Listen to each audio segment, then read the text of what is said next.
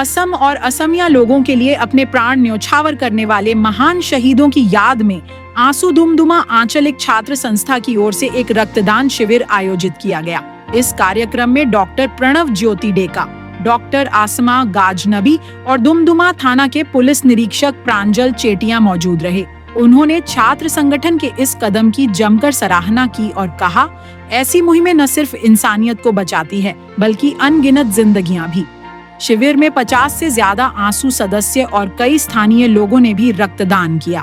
ये सिर्फ रक्तदान नहीं बल्कि किसी की जिंदगी बचाने की प्रतिज्ञा है। ডুমডুমা আঞ্চলিক ছাত্ৰ সন্থাৰ অন্তৰ্গত ডুমডুমা নগৰ সমিতি আছুগুটে আজি শ্বহীদ দিৱস উপলক্ষে ডুমডুমা আঞ্চলিক ছাত্ৰ সন্থাৰ কাৰ্যালয়ত এক ব্লাড ৰক্তদান শিবিৰ অনুষ্ঠিত কৰে। এই ৰক্তদান শিবিৰত প্ৰায় 50ৰো অধিক লোকে ৰক্তদান কৰিছে আৰু বিভিন্ন ধৰণত এই ৰক্তদান শিবিৰ আমাৰ নগৰ সমিতি আছুগুটে প্ৰায় 3 বছৰ ধৰি এই ৰক্তদান শিবিৰ অনুষ্ঠিত কৰি আহিছে।